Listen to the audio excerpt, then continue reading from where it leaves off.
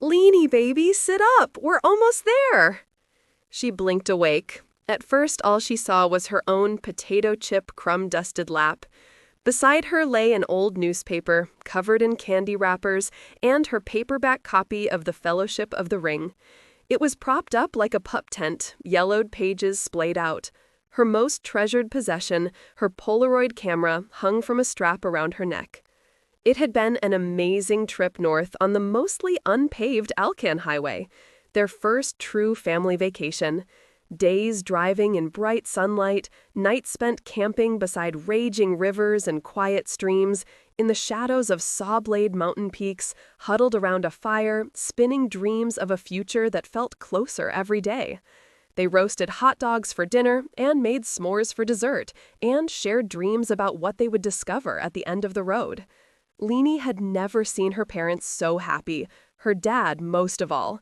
He laughed, he smiled, he told jokes, and promised them the moon. He was the dad she remembered from before. Usually on road trips, Leanie kept her nose buried in a book, but on this trip, the scenery had often demanded her attention, especially through the gorgeous mountains of British Columbia.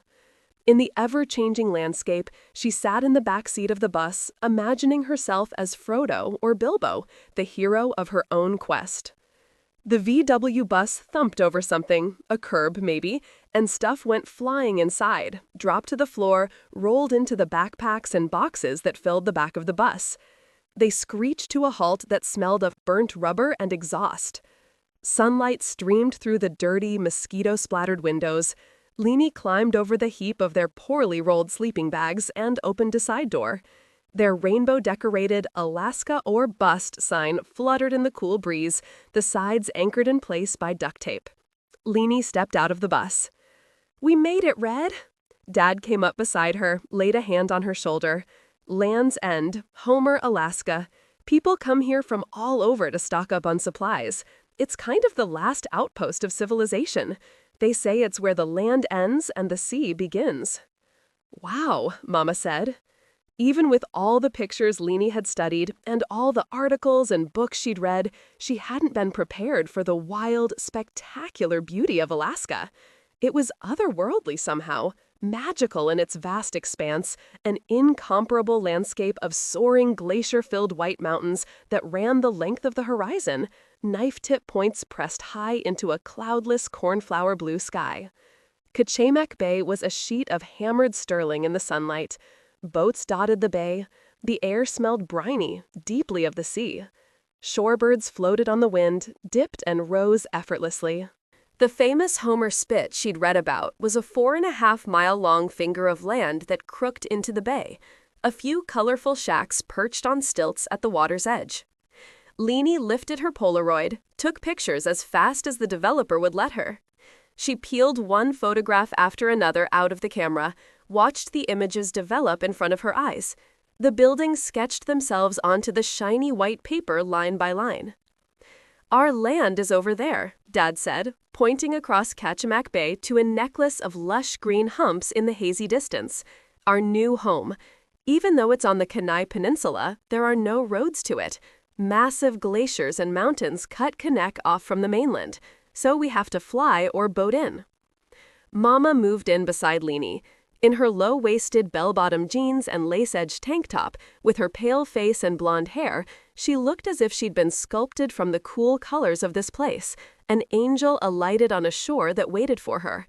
Even her laugh seemed at home here, an echo of the bells that tinkled from wind chimes in front of the shops. A cool breeze molded her top to her braless breasts. "What do you think, baby girl?" "It's cool," Leanie said. She clicked another picture, but no ink and paper could capture the grandeur of that mountain range. Dad turned to them, smiling so big it crinkled his face. "The ferry to Kanek is tomorrow, so let's go sightseeing a little and then get a campsite on the beach and walk around. What do you say?" "Yay!" Leanie and Mama said together. As they drove away from the spit and up through the town, Leanie pressed her nose to the glass and stared out. The homes were an eclectic mix. Big houses with shiny windows stood next to lean-tos made livable with plastic and duct tape. There were A-frames and shacks and mobile homes and trailers. Buses parked by the side of the road had curtained windows and chairs set out front. Some yards were manicured and fenced, others were heaped with rusty junk and abandoned cars and old appliances. Most were unfinished in some way or another. Businesses operated in everything from a rusted old Airstream trailer to a brand new log building to a roadside shack. The place was a little wild, but didn't feel as foreign and remote as she'd imagined. Dad cranked up the radio as they turned toward a long gray beach. The tires sank into the sand. It slowed them down. All up and down the beach there were vehicles parked, trucks and vans and cars. People obviously lived on this beach in whatever shelter they could find. Tents, broken down cars, shacks built of driftwood on tarps. They're called spit rats, Dad said, looking for a parking place. They work in the canneries on the spit and for charter operators. He maneuvered into a spot between a mud-splattered Econoline van with Nebraska license plates and a lime green Gremlin with duct tape and cardboard windows. They set up their tent on the sand, tying it to the bus's bumper. The sea-scented wind was insistent down here. The surf made a quiet, shushing sound as it rolled forward and drew back. All around them people were enjoying the day, throwing frisbees to dogs and building bonfires in the sand, and putting boats in the water. The chatter of human voices felt small and transient in the bigness of the world here. They spent the day as tourists, drifting from place to place. Mama and Dad bought beers at the Salty Dog Saloon, while Leanie bought an ice cream cone from a shack on the spit. Then they dug through bins at the Salvation Army until they found rubber boots in all of their sizes. Leanie bought 15 old books, most of them damaged and water-stained in some way, for 50 cents. Dad bought a kite to fly at the beach, while Mama slipped Leanie some cash and said, "Get yourself some film, baby girl." At a little restaurant at the very end of the spit, they gathered at a picnic table and ate Dungeness crab. Leanie fell in love with the sweet, salty taste of the white crab meat dunked in melted butter. Seagulls cawed to them, floated overhead, eyeing their fries and French bread. Leanie couldn't remember a better day. A bright future had never seemed so close. The next morning, they drove the bus onto the hulky Tustamena ferry, called Tusty by the locals, that was a part of the Alaska Marine Highway. The stout old ship serviced remote towns like Homer, Kennec, Seldovia, Dutch Harbor, Kodiak, and the wild Aleutian Islands. As soon as the bus was parked in its lane, the three of them rushed out onto the deck and headed to the railing. The area was crowded with people, mostly men with long hair and bushy beards, wearing truckers' caps and plaid flannel shirts, puffy down vests, and dirty jeans tucked into brown rubber boots.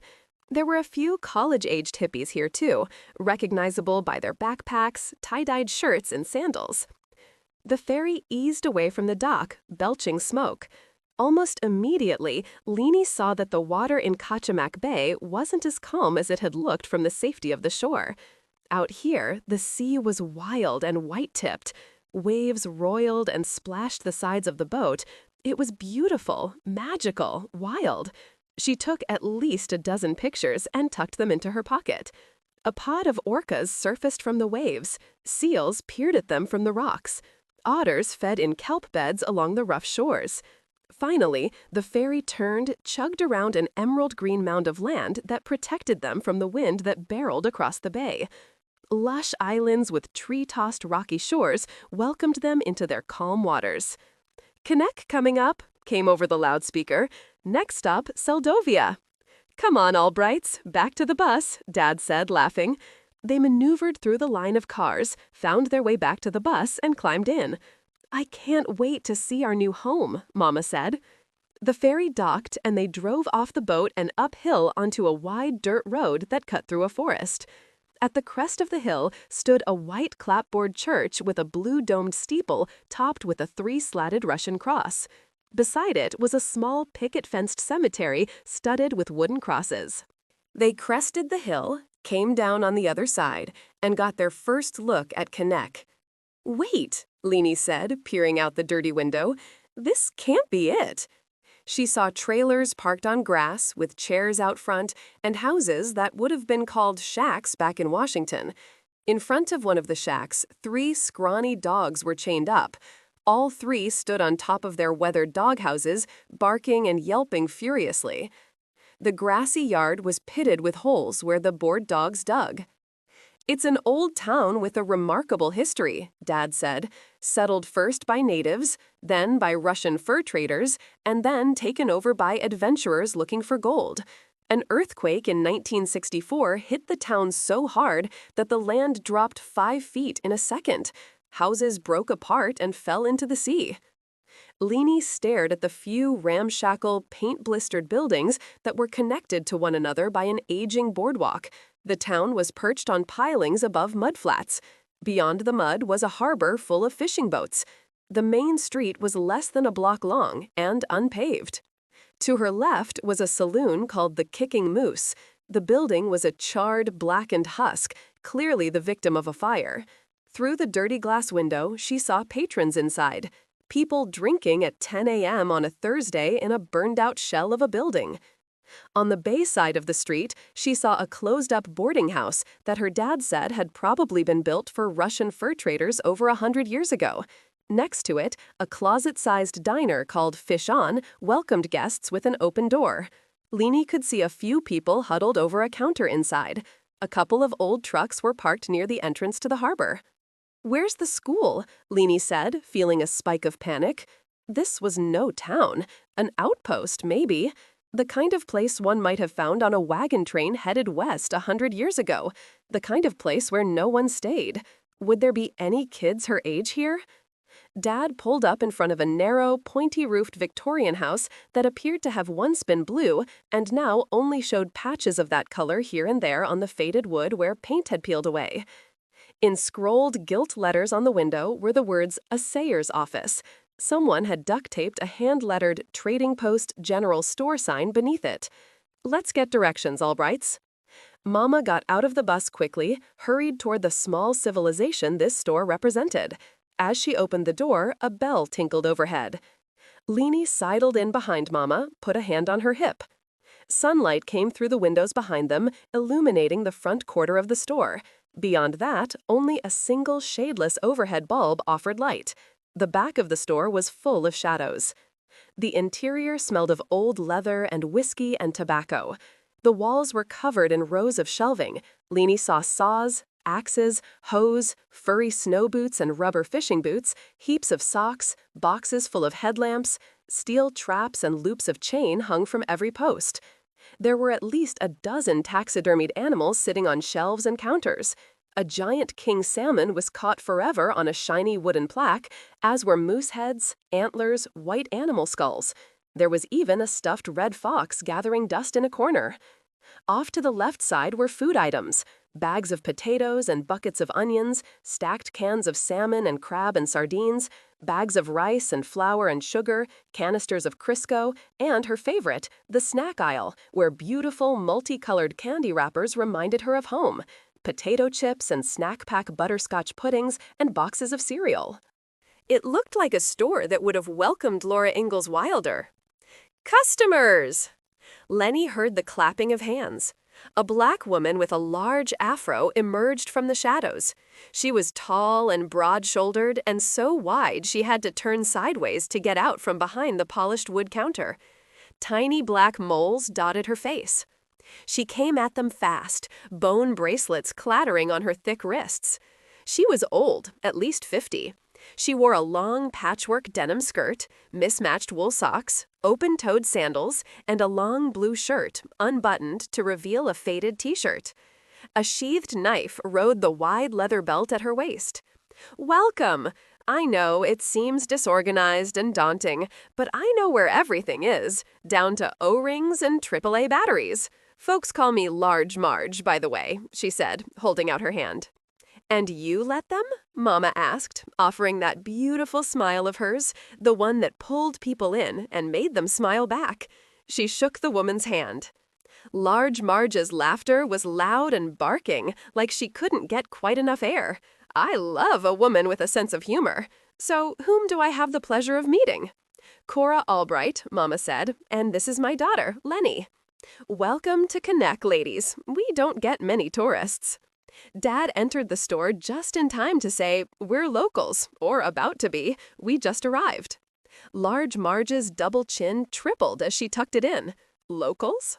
Dad extended his hand. Beau Harlan left me his place. We're here to stay. Well, hot damn. I'm your neighbor, Marge Birdsall, just a half-mile down the road. There's a sign. Most folks around here live off the grid, in the bush, but we're lucky enough to be on a road. So, do you have all the supplies you need? You guys can start an account here at the store if you want. Pay me in money or in trade. It's how we do it here. That's exactly the kind of life we came looking for, Dad said. I'll admit, money's a little tight, so trade would be good. I'm a damn good mechanic. I can fix most any motor. Good to know. I'll spread the word. Dad nodded. Good. We could use some bacon, maybe a little rice, and some whiskey. Over there, Large Marge said, pointing, behind the row of axes and hatchets. Dad followed her direction back into the shadows of the store. Large Marge turned to Mama, sweeping her from head to toe in a single assessing gaze. I'm guessing this is your man's dream, Cora Albright, and that you all came up here without a whole lot of planning. Mama smiled. We do everything on impulse, Large Marge. It keeps life exciting. Well, you'll need to be tough up here, Cora Albright, for you and your daughter. You can't just count on your man. You need to be able to save yourself and this beautiful girl of yours. That's pretty dramatic, Mama said. Large Marge bent down for a large cardboard box, dragged it across the floor toward her. She dug through it, her black fingers moving like a piano player's, until she pulled out 2 whistles on black straps. She placed one around each of their necks. This is a bear whistle. You'll need it. Lesson number 1, no walking quietly or unarmed in Alaska. Not this far out, not this time of year. Are you trying to scare us? Mama asked. You bet your ass I am. Fear is common sense up here. A lot of folks come up here, Cora, with cameras and dreams of a simpler life, but 5 out of every 1,000 Alaskans go missing every year, just disappear. And most of the dreamers, well, they don't make it past the first winter. They can't wait to get back to the land of drive-in theaters and heat that comes on at the flip of a switch, and sunlight. You make it sound dangerous, Mama said uneasily. 2 kinds of folks come up to Alaska, Cora. People running to something and people running away from something. The second kind, you want to keep your eye out for them. And it isn't just the people you need to watch out for either. Alaska herself can be Sleeping Beauty one minute and a bitch with a sawed-off shotgun the next. There's a saying, up here, you can make one mistake. The second one will kill you. Mama lit up a cigarette. Her hand was shaking. As the welcoming committee, you leave something to be desired, Marge. Large Marge laughed again.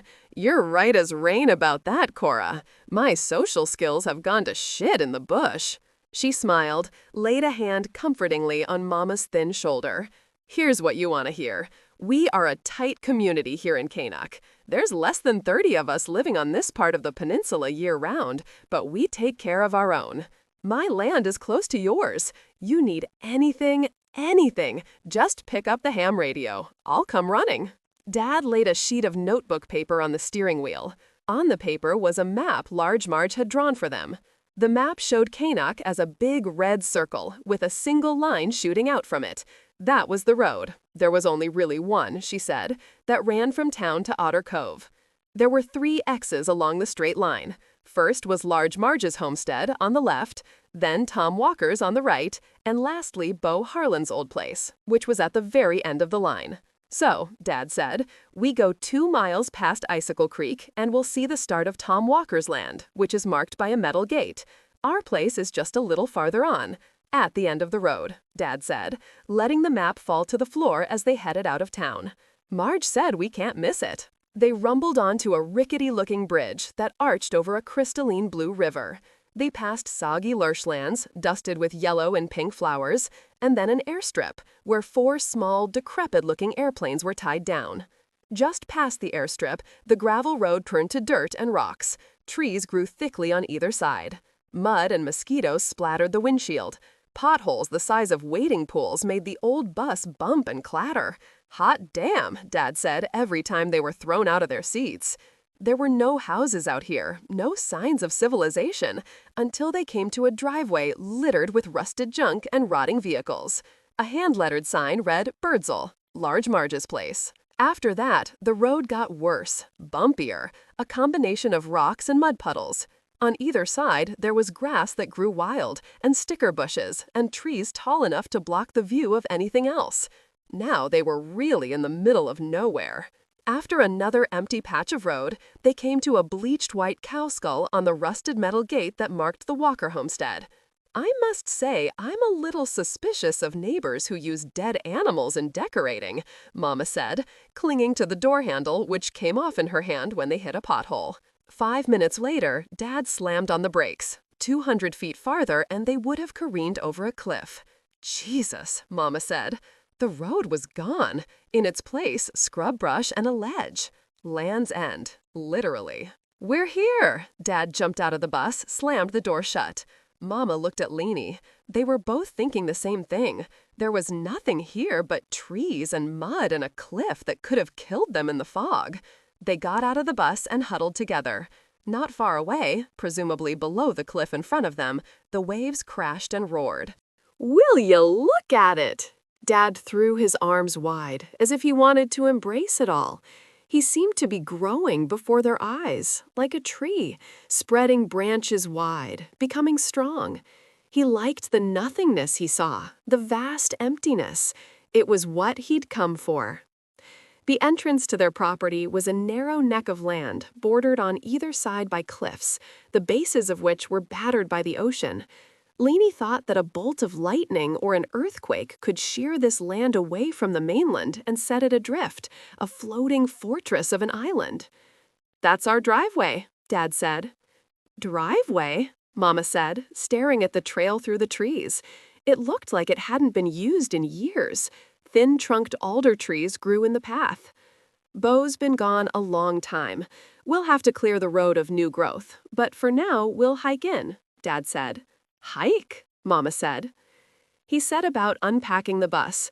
While Leanie and Mama stood staring into the trees, Dad divided their necessities into 3 backpacks and said, "Okay, here we go." Leanie stared at the packs in disbelief. "Here, Red," he said, lifting a pack that seemed as big as a Buick. "You want me to wear that?" she asked. "I do, if you want food and a sleeping bag at the cabin." He grinned. "Come on, Red, you can do this." She let him fit the backpack on her. She felt like a turtle with an oversized shell. If she fell over, she would never right herself. She moved sideways with exaggerated care as Dad helped Mama put on her pack. "Okay, Albrights," Dad said, hefting his own pack on. "Let's go home." He took off walking, his arms swinging in time to his steps. Leanie could hear his old army boots crunching and squishing in the muddy dirt. He whistled along, like Johnny Appleseed. Mama glanced longingly back at the bus. Then she turned to Leanie and smiled, but it struck Leanie as an expression of terror rather than joy. "Okay then," she said. "Come on." Leanie reached out for Mama's hand. They walked through a shadow land of trees, following a narrow, winding trail. They could hear the sea crashing all around them. As they continued, the sound of the surf diminished. The land expanded. More trees, more land, more shadow. "Sweet, simple Christ," Mama said after a while. "How much farther is it?" She tripped on a rock, fell, went down hard. "Mama!" Leanie reached for her without thinking, and her pack threw her to the ground. Mud filled Leanie's mouth, made her sputter. Dad was beside them in an instant, helping Leanie and Mama to stand. "Here, girls, lean on me," he said, and they were off again. Trees crowded into one another, jostled for space, turned the trail gloomy and dark. Sunlight poked through, changing color and clarity as they walked. The lichen-carpeted ground was springy, like walking on marshmallows. In no time, Leanie noticed that she was ankle-deep in shadow. The darkness seemed to be rising rather than the sun falling, as if darkness were the natural order around here. "Sweet, simple Christ," Mama said after a while. "How much farther is it?" She tripped on a rock, fell, went down hard. "Mama!" Leanie reached for her without thinking, and her pack threw her to the ground. Mud filled Leanie's mouth, made her sputter. Dad was beside them in an instant, helping Leanie and Mama to stand. "Here, girls, lean on me," he said, and they were off again. Trees crowded into one another, jostled for space, turned the trail gloomy and dark. Sunlight poked through, changing color and clarity as they walked. The lichen-carpeted ground was springy, like walking on marshmallows. In no time, Leanie noticed that she was ankle-deep in shadow. The darkness seemed to be rising rather than the sun falling, as if darkness were the natural order around here. They got hooked in the face by branches, stumbled atop the spongy ground, until finally they emerged into the light again, into a meadow of knee-high grass and wildflowers. It turned out that their 40 acres was a peninsula, a huge thumbprint of grassy land perched above the water on 3 sides, with a small C-shaped beach in the middle. There, the water was calm, serene. Lainey staggered into the clearing, unhooked her pack, let it crash to the ground. Mama did the same. And there it was, the home they'd come to claim. A small cabin built of age-blackened logs with a slanted, moss-furred roof that was studded with dozens of bleached white animal skulls. A rotting deck jutted out from the front, cluttered with mildewed chairs. Off to the left, between the cabin and the trees, were decrepit animal pens and a dilapidated chicken coop. There was junk everywhere, lying in the tall grass. A big pile of spokes, oil drums, coils of reddish wire, an old-fashioned wooden washing machine with a hand-cranked wringer. Dad put his hands on his hips and threw his head back and howled like a wolf. When he stopped and silence settled in again, he swept Mama into his arms, twirling her around. When he finally let her go, Mama stumbled back. She was laughing, but there was a kind of horror in her eyes. The cabin looked like something an old, toothless hermit would live in, and it was small. Would they all be crammed into a single room? "Look at it," Dad said, making a sweeping gesture with his hand. They all turned away from the cabin and looked out to sea. That's Otter Cove. At this late afternoon hour, the peninsula and sea seemed to glow from within, like a land enchanted in a fairy tale. The colors were more vibrant than she'd ever seen before. Waves lapping the muddy beach left a sparkling residue. On the opposite shore, the mountains were a lush, deep purple at their bases and stark white at their peaks. The beach below, their beach, was a curl of gray polished pebbles, washed by an easy white foam surf. A rickety set of stairs, built in the shape of a lightning bolt, led from the grassy meadow to the shore. The wood had turned gray from age and was black from mildew. Chicken wire covered each step. The stairs looked fragile, as if a good wind could shatter them. The tide was out. Mud coated everything, oozed along the shore, which was draped in seaweed and kelp. Clumps of shiny black mussels lay exposed on the rocks. Lainey remembered her dad telling her that the Boar Tide in Upper Cook Inlet created waves big enough to surf. Only the Bay of Fundy had a higher tide. She hadn't really understood that fact until now, as she saw how far up the stairs the water could get. It would be beautiful at high tide, but now, with the tide ebbed and mud everywhere, she understood what it meant. At low tide, the property was inaccessible by boat. "Come on," Dad said, "let's check out the house." He took Lainey by the hand and led them through the grass and wildflowers, past the junk, barrels overturned, stacks of wooden pallets, old coolers, and broken crab pots. Mosquitoes nipped at her skin, drew blood, made a droning sound. At the porch steps, Mama hesitated. Dad let go of Lainey's hand and bounded up the sagging steps and opened the front door and disappeared inside. Mama stood there a moment, breathing deeply. She slapped hard at her neck, left a smear of blood behind. "Well," she said, "this isn't what I expected." "Me either," Lainey said. There was another long silence. Then, quietly, Mama said, "Let's go." She took Lainey's hand as they walked up the rickety steps and entered the dark cabin. The first thing Lainey noticed was the smell. Poop. Some animal, she hoped it was an animal, had pooped everywhere. She pressed a hand over her mouth and nose. The place was full of shadows, dark shapes and forms.